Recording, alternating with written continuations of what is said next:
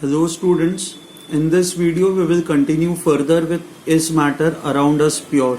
Okay, so in this video we are going to discuss the separation of components of air. Separation of components of air. Okay, now we know that air is an homogeneous mixture. Homogeneous mixture.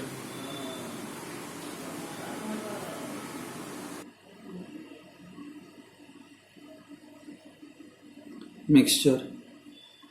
ठीक है. Now when I say homogeneous mixture, it consists of dust particles.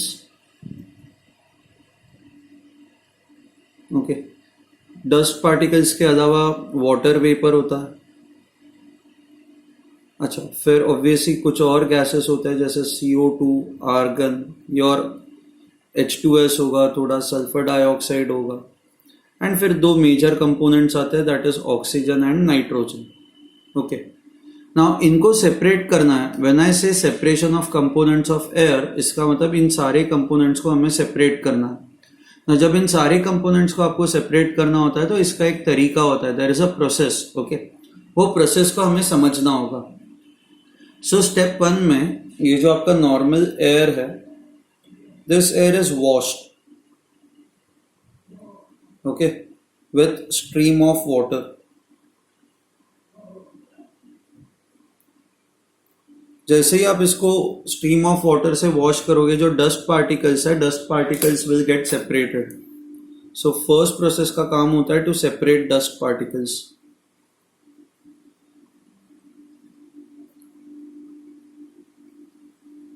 ठीक है.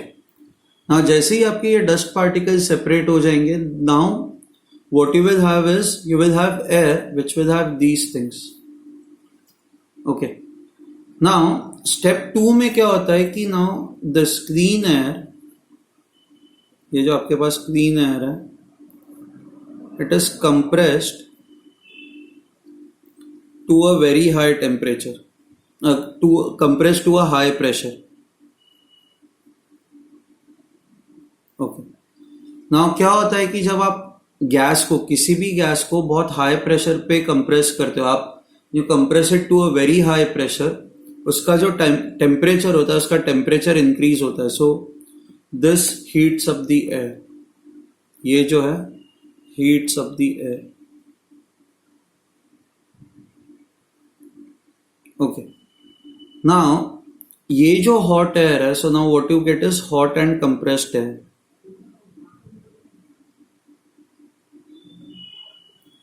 ये जो hot and compressed air है, this is suddenly cooled. Okay, now आप इसको जब कूल करते हो तो क्या होता है कि इसके अंदर जो वाटर वेपर होता है, वाटर वेपर सेपरेट हो जाता है. कूल करने का पर्पस ये होता है टू सेपरेट वाटर वेपर.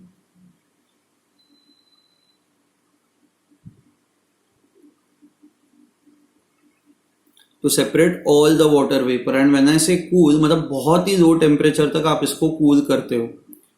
अब वाटर वेपर सेपरेट हो गया, सो डस्ट पार्टिकल्स हट गए, वाटर वेपर सेपरेट हो गया, अब ये गैसेस बच जाएंगे. So what you now have is dry air.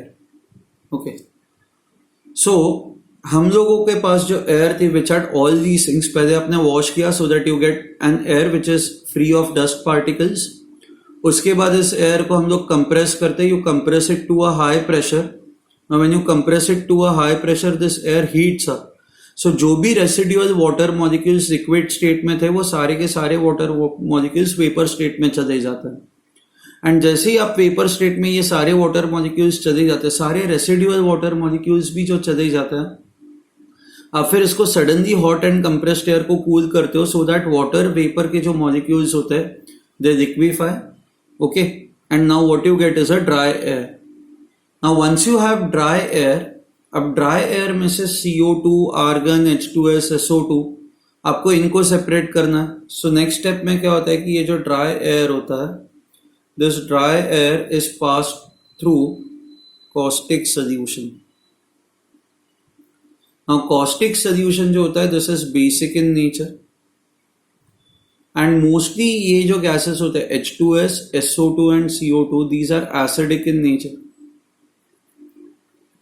तो ये जब आप ड्राई एयर को इसमें से पास कराते हो तो इस कॉस्टिक सोल्यूशन का काम क्या होता है? It absorbs acidic gases.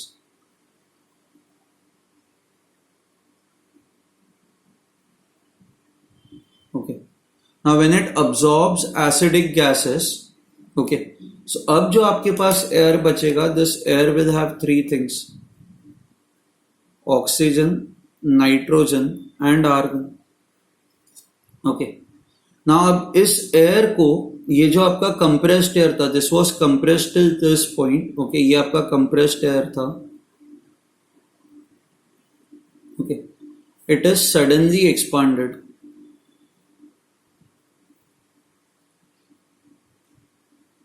Okay, now इस प्रोसेस को हम लोग कहते हैं adiabatic process.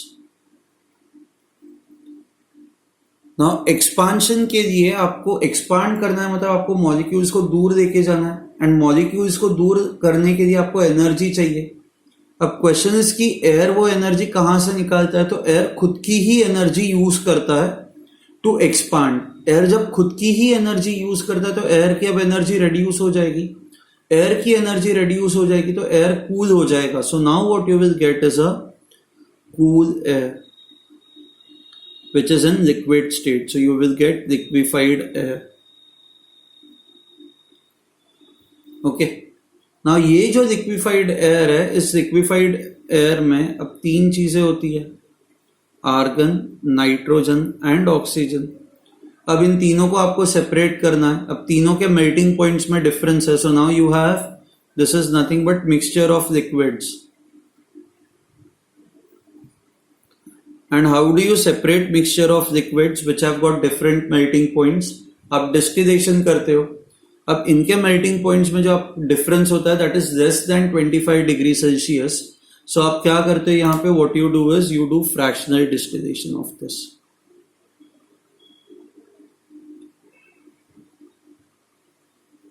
Okay.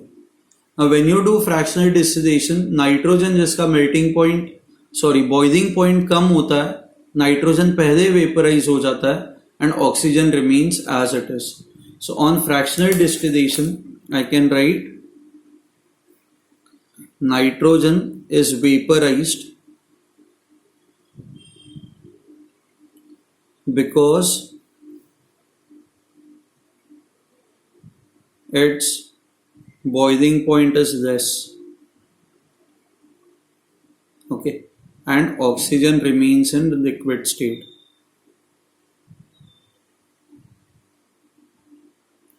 Liquid state. ठीक है. So this is what actually happens. I'll just show you a diagram, okay, and हम लोग एक एक point पढ़ेंगे so that this thing will become clear to you. Okay. So in order to separate the major components of the air, it is first purified, then liquefied, and then finally fractionally distilled. हमने यही किया ना, पहले air को purify किया water के साथ wash करके, then liquefy किया, ओके, एंड देन लिक्विफाई मैंने आपको कहा था एडियाबेटिक प्रोसेस में you get liquid air, and फिर हम लोगों ने उसका फ्रैक्शनल डिस्टिलेशन किया। So step one that is purification of air.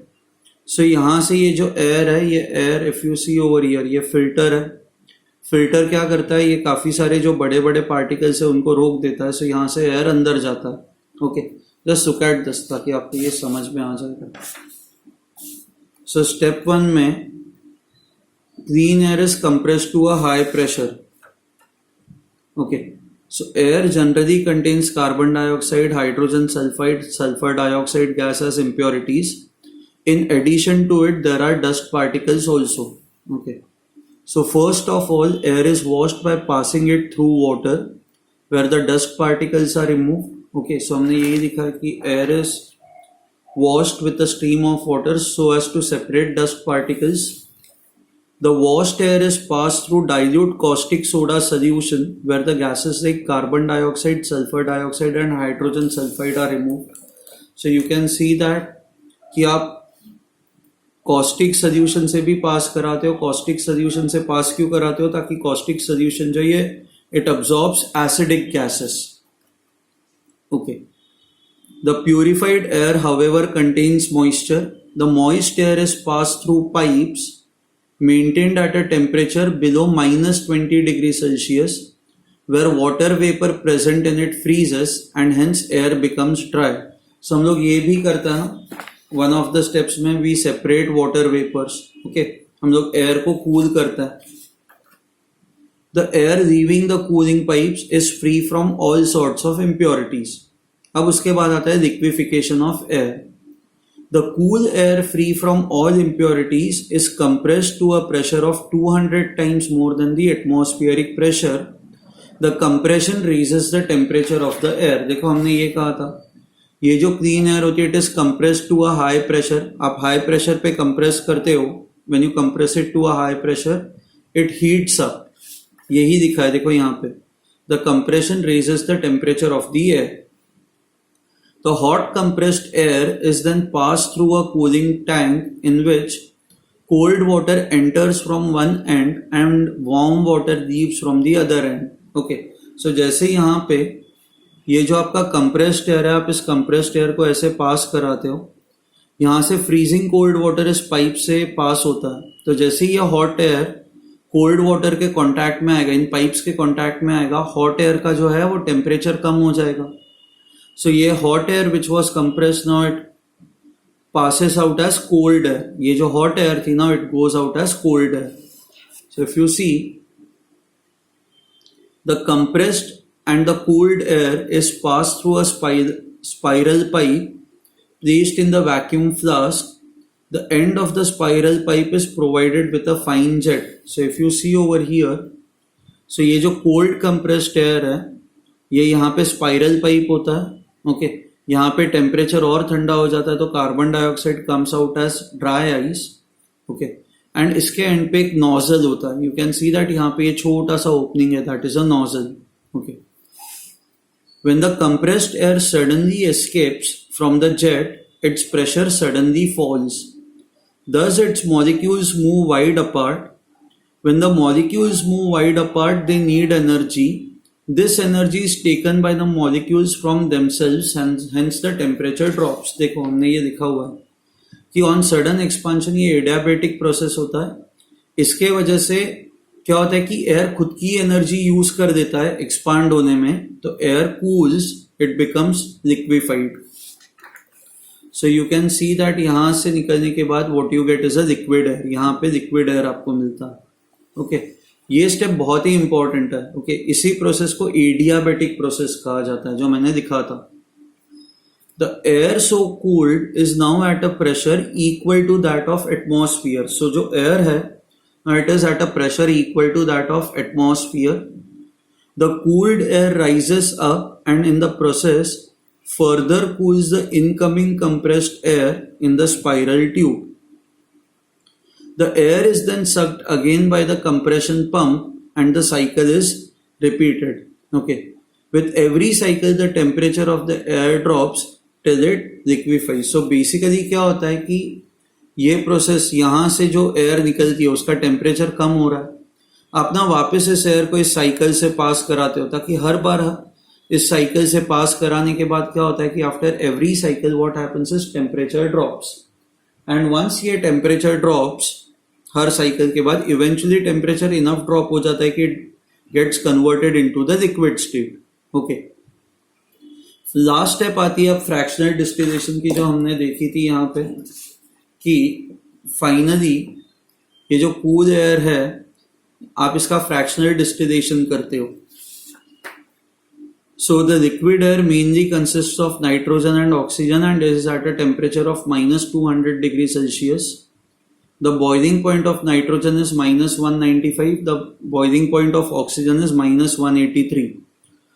Difference जो है वो 12 डिग्रीज का ही है ना, it is less than 25 degrees. तो आप फ्रैक्शनल डिस्टिलेशन यूज करोगे. फ्रैक्शनल डिस्टिलेशन यूज करोगे तो ये जो नाइट्रोजन है ये पहले एस्केप आउट हो जाएगा and liquid oxygen would remain as it is. क्योंकि नाइट्रोजन का बॉइलिंग पॉइंट कम है तो it will vaporise first. Okay, The liquid is gradually warmed to minus 195 degrees Celsius when the nitrogen starts boiling off from the liquid air. The nitrogen gas so formed is compressed and filled in the steel cylinders. The liquefied oxygen left behind is also changed to gas and then filled in the compressed state in the steel cylinders. Okay. So इस तरह से air जो होता है air को separate किया जाता है. This is how air is separated from its मतलब this is how the components of the air are separated from one another.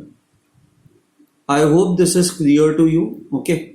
अब बस last part is remaining of this chapter, that is how to purify the water. मतलब water purification किस तरह से होता है, that we will cover in the next lecture. next lecture में हम लोग ये चीज cover करेंगे. ठीक है. Okay. Bye everyone.